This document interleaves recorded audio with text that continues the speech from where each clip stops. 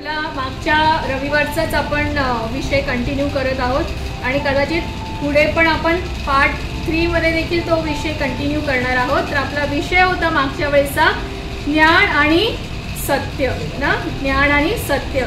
तर आपण क्विक एक रिव्हिजन करूया, रिकॅप करूया की आपण काय बघितलं। ज्ञान महत्त्वाचं आहे परंतु देवाचं वचन आपल्याला सांगतं की ते ज्ञान कुठून येतं, त्याचा आत्मा आपल्याला पारखण्याची गरज आहे ना। आणि त्या ज्ञानाला जे आहे ते सत्याचा पाठिंबा असणं गरजेचं आहे। आणि ते सत्य काय आहे किंवा ते सत्य कोण आहे, तर येशू ख्रिस्त स्वतः म्हणतो की मी सत्य आहे। आणि ज्ञान कधीही संपणार नाही ना, ज्ञान वाढतच राहील, इट इज नेव्हर एंडिंग। परंतु सत्य जे आहे ते अढळ आहे, सत्य कधीही बदलणार नाही। आणि येशू ख्रिस्त म्हणतो की मी सत्य आहे आणि तो म्हणतो की मी अशा उपासकांची खोज करत आहे जे आत्म्याने व सत्याने माझी आराधना करतील। तर हे आपण मागच्या वेळेस शिकलो आणि तेच आपण कंटिन्यू करू। दानियेलाच्या पुस्तकामध्ये दानियल 12:4 मध्ये दानियल काय म्हणतो की शेवटच्या काळामध्ये ज्ञान वाढत आहे ना। आणि आपण ते पाहिलं मागच्या वेळेस की किती सोपं आहे आजकाल ज्ञान मिळवणं, फिंगर टिप फोन मध्ये आहे ना, बसल्या बसल्या आपण ज्ञान प्राप्त करू शकतो। आणि मला ह्या नवीन टेक्नॉलॉजी टूल्सचा काहीच आक्षेप नाही आहे, चांगला आहे, नवीन नवीन आविष्कार होत आहेत। पण त्या आविष्कारांमुळे लोक काय होत चाललेत, त्याच्यावरती पूर्णतः निर्भर होत चाललेत ना, हँडिकॅप होत चाललेत। लोकांनी आपल्या डोक्याचा वापर करणं सोडून दिले। छोट्या छोट्या गोष्टीला काय करा, ChatGPT मध्ये जा, तिथे प्रश्न विचारा। इवन संदेशाचं पण मी सांगितलं ना, असतील कितीतरी आहेत जे AI माध्यमातून ChatGPT मधून आपला संदेश किंवा देवाचं वचन तयार करतं। पण अशाने आपण काय होत आहोत, पवित्र आत्म्यावरती निर्भर होण्याच्या बदली मनुष्याने घडवलेल्या आविष्कारांवरती आपण निर्भर होत चाललेलो आहोत ना। पवित्र आत्म्याच्या संगतीमध्ये वेळ घालवण्याच्या बदली आपण काय करत आहोत, तर या यंत्रांमध्ये, टूल्समध्ये आणि मनुष्याने घडवलेल्या आविष्कारांमध्ये आपण वेळ घालवत आहोत। जसं मागच्या वेळेस पण म्हटलं की देवाचं वचन जे आहे ते पवित्र आत्म्याच्या प्रेरणेने त्याच्या दासांनी लिहिलेलं आहे। तर त्यामुळे ज्यावेळेस आपण देवाच्या वचनाबद्दल बोलतो त्यावेळेस आपण पवित्र आत्म्याची प्रेरणा घेतली पाहिजे, ना की या मानवाने घडवलेल्या यंत्रांची ना। तर मागच्या वेळेस आपण बघितलं की देवाचं वचन आपल्याला सांगतं की आत्मे पारखा ना, की आपण हे जे ज्ञान प्राप्त करतोय त्याचे आत्मे पारखा। तर अजून आज आपण बघू की देवाचं वचन आपल्याला काय सांगतं की त्याचं ज्ञान प्राप्त करण्याचा योग्य मीडियम किंवा योग्य माध्यम, योग्य सोर्स, योग्य स्तोत्र काय आहे ते आपण काही वचनातून आपण बघणार आहोत। योहान 14:26, योहान कृत सुवर्तमानाचा 14वा अध्याय आणि 26व्या वचनामध्ये त्याचं वचन सांगतं की तरी ज्याला पिता माझ्या नावाने पाठविल तो कैवारी म्हणजे पवित्र आत्मा तुम्हाला सर्व काही शिकवेल। कोण शिकवेल? ChatGPT शिकवेल का? या जगातला कोणीही व्यक्ती जे पवित्र आत्मा आपल्याला शिकवू शकतो, तो या जगातला कोणताही व्यक्ती किंवा कोणताही यंत्र तंत्र आपल्याला शिकवू शकत नाही। तर स्पष्ट रीतीने देवाचं वचन आपल्याला ह्या ठिकाणी सांगतं की जो कैवारी म्हणजे पवित्र आत्मा तुम्हाला सर्व काही शिकवेल ना। आणि ज्या गोष्टी मी तुम्हाला सांगितल्या त्या सर्वांची तुम्हाला आठवण करून देईल। मी मागे एकदा म्हटले ना की आपली स्मरणशक्ती फार कमी, आपण गोष्टी विसरून जातो, परंतु पवित्र आत्मा जो कैवारी म्हणून आपल्याला दिला आहे तो आपल्याला काय करेल, आठवण करून देईल। अजून एक वचन आपण बघू, योहान कृत सुवर्तमान याचा 16वा अध्याय आणि 13व्या वचनामध्ये त्याचं वचन सांगतं की तरी तो सत्याचा आत्मा येईल तेव्हा तुम्हाला मार्ग दाखवून सर्व सत्यात नेईल। आपण सत्याविषयी बघत आहोत ना, जे ज्ञान आपण प्राप्त करतो त्याच्या मागे सत्याचा पाठिंबा असला पाहिजे। तर तो सत्याचा आत्मा कोण आहे, तर पवित्र आत्मा आहे ना। तरी तो सत्याचा आत्मा येईल तेव्हा तो तुम्हाला मार्ग दाखवून सर्व सत्यात नेईल। तर पवित्र आत्मा जो आहे तो आपल्याला काय करेल, सत्यामध्ये नेईल, कारण तो आपल्याला स्वतःचे सांगणार नाही तर जे काही ऐकेल तेच सांगेल आणि होणाऱ्या गोष्टी तुम्हाला कळवेल। काय सांगितलेलं आहे, स्पष्ट रीतीने त्याचं वचन सांगतं की तो आपल्याला स्वतःच सांगणार नाही ना. काही लोक आपल्या मनचेच सांगतात ना, म्हणजे देवाच्या वचनाशी त्याचं काही घेणं देणं नसतं, स्वतःच प्रगटीकरण ना. नवीन नवीन गोष्टी ज्या आपण कधी ऐकल्याच नाहीत, मागे पण मी सांगितलेलं, ते कुठून येतं, कधी कधी स्वतःच्या बुद्धीने, मानवी बुद्धीने किंवा या यंत्रातून सुद्धा येऊ शकतं. परंतु त्याचं वचन सांगतं की पवित्र आत्मा जो आहे तो आपल्याला स्वतःच सांगणार नाही, तर जे काही ऐकेल तेच सांगेल आणि होणाऱ्या गोष्टी तुम्हाला कळवेल ना. तर होणाऱ्या गोष्टींबद्दल आपल्याला कोण सांगणार आहे, तर पवित्र आत्मा आपल्याला मार्गदर्शन करणार आहे. अजून एक वचन बघू आपण, योहान त्याचा 15वा अध्याय आणि 26वा वचन. परंतु जो पित्यापासून निघतो, ज्याला मी पित्यापासून तुमच्याकडे पाठवीन, तो कैवारी म्हणजे सत्याचा आत्मा येईल, तेव्हा तो माझ्याविषयी साक्ष देईल. येशू ख्रिस्ताविषयी, देवाविषयी साक्ष कोण देईल, तर सत्याचा आत्मा, जो पवित्र आत्मा, जो पित्यापासून आपल्याकडे पाठविण्यात आलेला आहे. तर जर आपल्याला देवाचं ज्ञान आज प्राप्त करायचं असेल तर कुठल्याही मनुष्यावरती ना खोटे संदेश येणार आहेत ना, तर आपल्याला काय करायचंय, आत्मे पारखायचे आहेत. आणि मनुष्याच्या प्रगटीकरणावर किंवा या यंत्रांच्या प्रगटीकरणावर किंवा ज्ञानावर विश्वास ठेवण्यापेक्षा आपल्याला कुठे शोधायचं ते ज्ञान, तर सत्याचा आत्मा, जो पवित्र आत्मा आहे त्याच्याकडून आपल्याला ते डायरेक्ट ज्ञान प्राप्त करायचं आहे ना. जसं आपण बघितलं मागच्या वेळेस की सत्य काय आहे किंवा सत्य कोण आहे, तर येशू ख्रिस्त म्हणतो की मी सत्य आहे. आणि आपल्या ज्ञानाचं स्तोत्र काय असलं पाहिजे, तर तो सत्याचा आत्मा आणि पवित्र आत्मा. आपल्याला त्याचं ऐकलेलं ज्ञान नाही घ्यायचं, आपल्याला फर्स्ट हँड प्युअर शुद्ध ज्ञान जे आहे ते डायरेक्ट देवाकडून पवित्र आत्म्याच्या द्वारे आपल्याला येतं, तर ते ज्ञान आपल्याला प्राप्त करायचं आहे.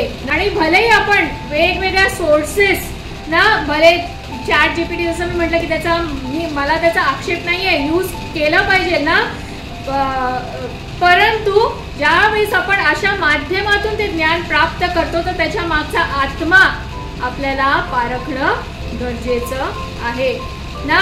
कारण मग काय होईल, अशा रीतीने जर आपण ज्ञान प्राप्त केलं आणि त्याला जर सत्याची जोड नसेल तर ते ज्ञान प्राप्त करून सुद्धा काय होईल, आपला नाश होईल. त्यामुळे आपल्याला पवित्र आत्म्यावर अवलंबून राहणं गरजेचं आहे.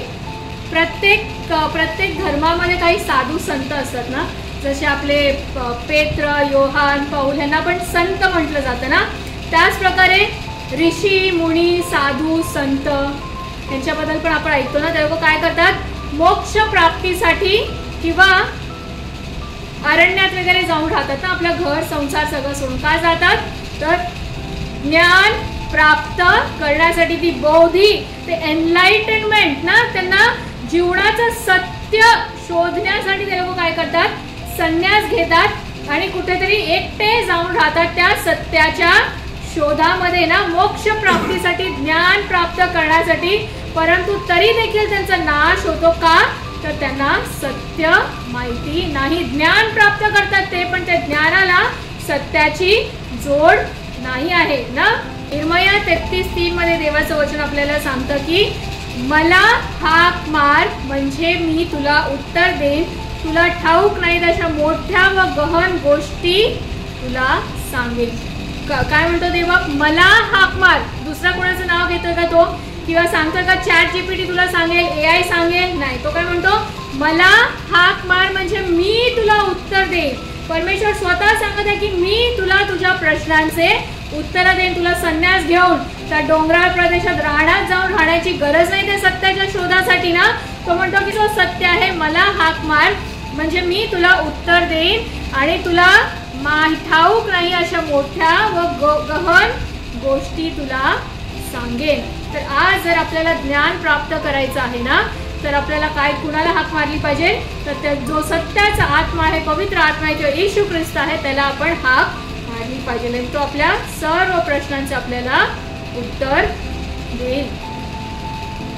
आणि ज्यावेळेस आपण इतर कुणाकडून ज्ञान प्राप्ती करतो, लोकांकडून किंवा यंत्रांकडून, तर आपण काय केलं पाहिजे, त्याचं स्तोत्र जे आहे ते आपण टेस्ट केलं पाहिजे, त्याला पारखलं पाहिजे. ज्यावेळेस मी पण या ठिकाणी वचन द्यायला उभी राहते, मी जसं म्हटलं की मी आठवडाभर त्याच्यावरती मनन करते आणि ज्यावेळेस जसं जसं पवित्र आत्म्याकडून मार्गदर्शनाचं प्रगटीकरण येतं ते मी लिहून ठेवते.